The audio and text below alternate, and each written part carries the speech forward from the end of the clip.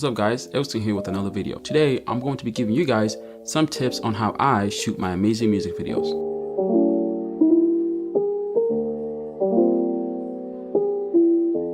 If you're new here, my name is Erikson. I'm a cinematographer here on YouTube. On this channel I talk about cinematography and video production related stuff. So if that's something you're interested in or something you're going to be interested in, please consider subscribing. Like I said in the beginning, on today's video, we're going to be going over how you could create better music videos. I'm going to be giving you 4 tips on how to do so. So let's begin.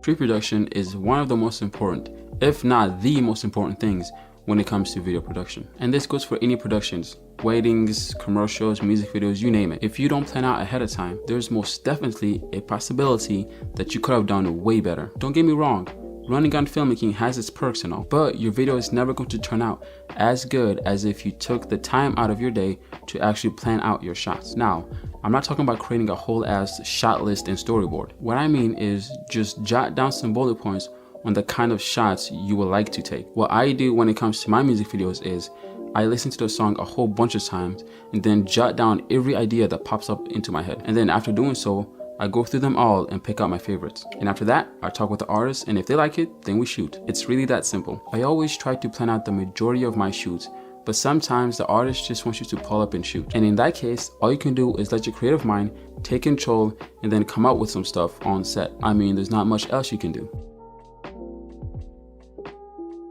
What I mean by shoot for the music video is, let's say for example we're shooting a music video for this song. Be careful about action, the cameras is flashing, the shooters is ducking the feds here.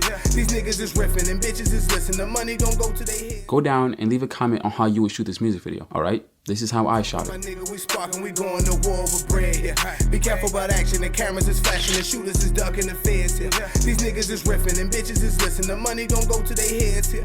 We just apply. As you can see, I use a lot of gimbal movement. I kind of regret this and I wish I used more handheld, but you know, it still came out looking good, in my opinion at least. What I did was listen to the song a whole bunch of times and came to the conclusion at the time that it was a pretty chill song, and so I decided to just use my gimbal. To be honest, now that I look back at it, it could have been shot completely the opposite way, and I think it still would have came out looking good. But what I'm saying is, you should properly listen to the song and then pick out what kind of camera movements you're going to be using. For example, you wouldn't go for a heavy, shaky, quick camera movement for a smooth and chill love song, would you? So use camera movements that best fits with your song. Location scouting can heavily affect how your video is going to turn out. If you or your artist choose a bad location, then you better be good at editing. That's why sometimes I take time off to just drive around my city and take pictures of cool spots that might look good for future music videos. Unless the artist has a specific place in mind, I'm the one that picks out the locations, because I've done this video production stuff for years, because I know what locations are going to fit with certain songs. Every time I get a song talking about guns, money, and all that stuff, we must film at least one scene in the streets. And if I can't find a location, I'll just create one. One of my favorite things to do is ask one of my boys if I could use their garage. Here, I'm going to show you some examples of what I mean. See, it's really that simple.